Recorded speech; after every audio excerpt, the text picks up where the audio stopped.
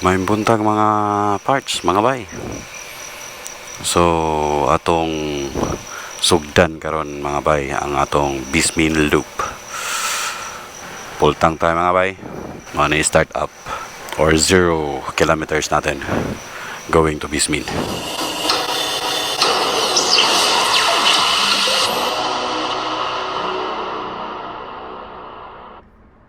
Lord, help us, guide us, protect us. Alright mga bay, welcome to our YouTube channel Bisdak sa Luzon. Channel nato ni Money sugod sa atong VisMin loop mga bay. So day 1 and possible mga bay will complete the whole loop by 14 to 16 days. Depende to mga bay. Kung wala yung mga stranded, wala yung bagyo. And in fact, na bagyo karon mga bay, no? Nasa North Luzon, tip of North Luzon.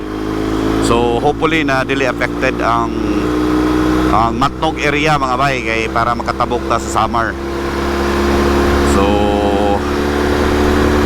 kung wala may additional na mga bagyo or stranded, so makomplete maybe namo ang whole VisMin loop o makabalik Pedris Manila within 14 to 16 days. So exciting route mga bay kay this is a ride of a lifetime. This is a different Philippine loop route. Though lahat ng mga checkpoints na required sa Philippine loop madaanan namo or maagihan namo mga bay, no? So kaya exciting na ride ni mga bay. Karon mga bay, padulong ko sa Petron San Pedro. Dito ang meet up sa grupo. Total of 9 riders ni mga bay. Medyo madami-dami, no? So hope mga bay safety kami tanan until makabalik diri sa Manila. And atang imi mga bay diha sa Luzon, sa part ng of course Sorsogon, sa Matnog, din Samar, sa Visayas na area, Leyte, San Ricardo I think or Liloan, then Surigao for Mindanao, Davao, General Santos, balik sa Bukidnon mga bay, Cagayan, Ozamis, Dipolog, Dapitan, Zamboanga, and mga bay, Basilan. So magbasilan loop po may mga bay. Then balik Dapitan, Dumaguete, Bacolod, Iloilo, Katiklan, Mindoro, Batangas, back to Laguna and Metro Manila mga bay. So that will be within 14 to 16 days mga bay. Alright, see you mga bay. Sa akong mga kababayan diya sa Visayas and Mindanao, mauni siya ay kaninga dalan mga bay, mauni siya ay gitawag na South Luzon Expressway, SLEX mga bay. Alright mga bay, check na to ang system status sa motor na to. Temperature 80, gasoline range 260, battery 14.3, okay, good. Gulong tire pressure 42, rear 35, front, that's good. And system check, well, it's a system check, naka-service na rin mga. Actually naka-service na rin mo mga bay, but wala lang na mo na pa-reset ang service schedule. So pagbalik na lang ako siya ipa-reset, no? So all set so far, so good mga bay. Alright, padung nakadiri sa Petron Islix mga bay. So mo na siyang Petron San Pedro southbound sa SLEX. So diri ang meet up sa grupo. Ang grupo actually galing sa Nueva Ecija mga bay. So dito pa sila gikan. Then ay from Tarlac. Then ay from Clark and maybe Metro Manila.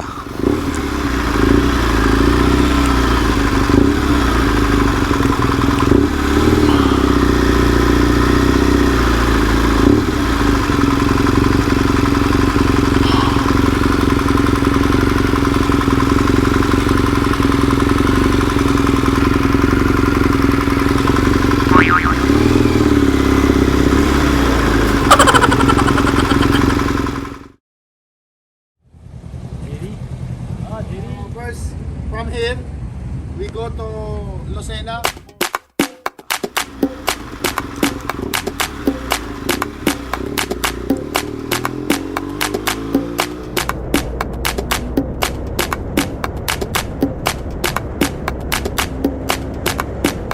parts, we are here already in Luzon. Time check is 6:30. We departed sa Petron, San Fernando around 5 a.m. So 1.5 hours, we're in Luzon already.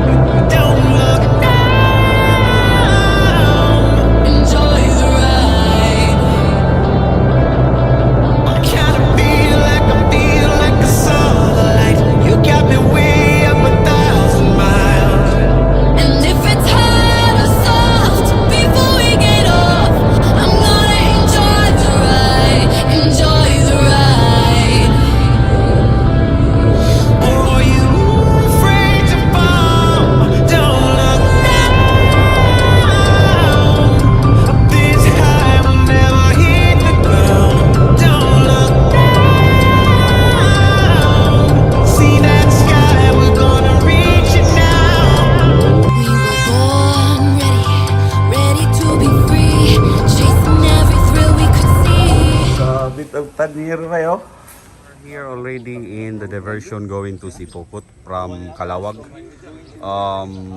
Take us only 1.5 hours from Lucena area. And so rest muna, cigarette break, pagising, and we'll proceed in a while. Next stop might be Sipokot Naga area. Sir, Kaya pala si Jordan, hindi nagka-climb mo kasi ayaw na mag-scat na sa'yo hindi naka-climb yun, sir, oh. Naka-climb, sir, oh. Ano yan? Airbag lang yan. Sabay kami mamaya. Tatlo dalawa, tayo dalawa. Ayun, sabay din.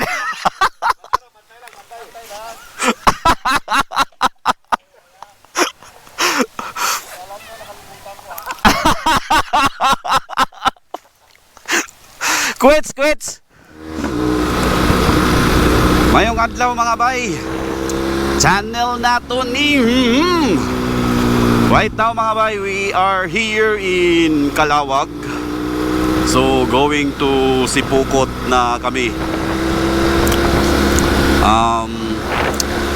Siguro mga around time check it's 9:35, so mga 10:30 maybe, or the most 11 will be in Sipokot already. So tuloy-tuloy ang grupo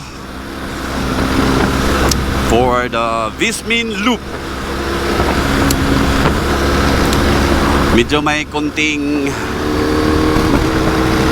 near miss tayo kanina mga bay. Sumabit yung side pannier natin bandang Calawag, pag entry sa Calawag ng area. So sumabit sa side guard ng tricycle, but it's good na parang walang nangyari lang din sa atin. no, and it's good that we're safe. Alright, nindot og dagan mga bay, nindot og mga curbs, twistes dito sa diversion road palabas sa Kalawan. Kani po diri mga bay, this is around 90 kilometers na dalan bago ka makagawas sa Sipokot area. Yung Sipokot mga bay, I think it's Camarines Norte or Camarines Sur already. After that is Naga, which is Camarines Sur. Pacing mga bay sa buong grupo is around 100, 110 to 120. Kasi dito magutsaw na bago maglabas sa Kalawag, medyo twistes, then naay mga daghan pod nga mga tricycle, daghan pod nga mga trucks. So but maybe average mga bay 100, except sa twistes mga bay. Kung mga twistes siguro mag below 80, 90. And in fact, based sa timetable, based sa itinerary namin mga bay, medyo ahead kami by I think 1 hour, because target supposedly pag abot na mo og Sipokot dito na mag lunch, but since it's 9:40, we might be in Sipokot by 11, so might be mag lunch na ang grupo dito na sa unahan sa Naga.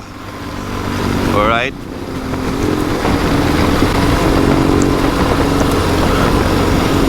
so kanina rin mga bay, medyo di po nindot ang dalan dere. Welcome to Quezon. Actually mga bay, Bicol na, pumasok na kami sa Bicol, pero pumasok na naman again sa Quezon. In terms of border, so nadaanan na namin kanina ang border sa Bicolandia. But since papunta tayo sa Sipokot, bumalik tayo ng Quezon Province. Pero paglabas natin doon, ito bay, gani nga dalan, once mahuman na ni mo or ma-complete, this is around 80 to 90 kilometers. Sa Sipokot area, Camarines na naman yun. Hopefully na last na akong agay diri mga bay nga dalan, daghang kay di baong. Hopefully karon naayos na, no? Dugay-dugay na po ko wala ka dagan diri. It's I think it's more almost 1 year by November. So last na akong anhi diri sa Bicol area mga bay is November last year. We had the outreach program in Kamalig, Bicol, or Kamalig Albay. So tanaw na to mga bay kung naayo na ba ang mga dalan dre. But so far okay lang. Medyo na yung mga libaong ginagmay, pero dili yun tong potholes, unlike before na you cannot go straight 100 here. Siguro before 60, 70, 80 ang takbo mo because of the potholes. But so far karon medyo okay mga bayan dalan. And nindot po ng panahon mga bayan, nakisabay actually na ibagyo sa north of Luzon, and we are going to south, so hopefully wala problema sa pagtawid. Ang balita kanina, naka-hold ang mga departure sa mga barko, but I hope na na-regression. We are here in Sipokot already. Sipokot Petron Station, gas station. Gas up muna, then pagkatapos kain, relax, rest konti, tapos pirit na naman. Alright?